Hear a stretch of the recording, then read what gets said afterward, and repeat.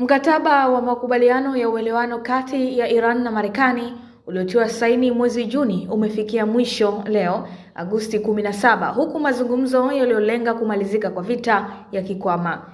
Kumalizika kwa muda wa makubaliano hayo kumeongeza wasiwasi kwamba juhudi za kidiplomasia zinaweza kushindwa na mapigano kuendelea. Wakati huo huo, Brigedia Jenerali kamanda mwandamizi wa Jeshi la Walinzi wa Mapinduzi ya Kiislamu ya Iran IRGC amesema Iran inaweza kubadili msimamo wake kutoka katika mkakati wa kujilinda na kwenda kwenye mkakati wa mashambulizi. Amesema mabadiliko hayo yataendeshwa chini ya sera mpya ya uzuiaji wa kiwango cha juu, hatua inayoweza kuongeza hatari ya mapigano mapya katika eneo hilo.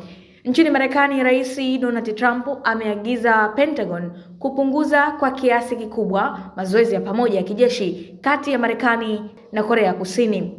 Trump amesema uamuzi huo unahusishwa pia na msimamo wake wa Seoul wa kutokubali ombi la Marekani la kushiriki katika juhudi za kuiondoa Iran kwenye mpango wa nyuklia.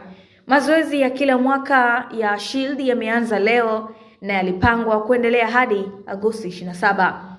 Katika Mashariki ya Kati, juhudi za kufufua mpango wa amani wa Gaza zimeendelea baada ya mkutano wa nadra kati ya Jared, mkwe wa rais wa Donald Trump na ujumbe wake, pamoja na kiongozi wa kisiasa wa Hamas Khalil al-Hayya nchini Misri. Mazungumzo hayo yalilenga kutafuta njia ya kuendeleza mpango wa amani unaounganisha usitishaji mapigano, kujiondoa kwa Israel kutoka Gaza na suala la Hamas kuweka chini silaha.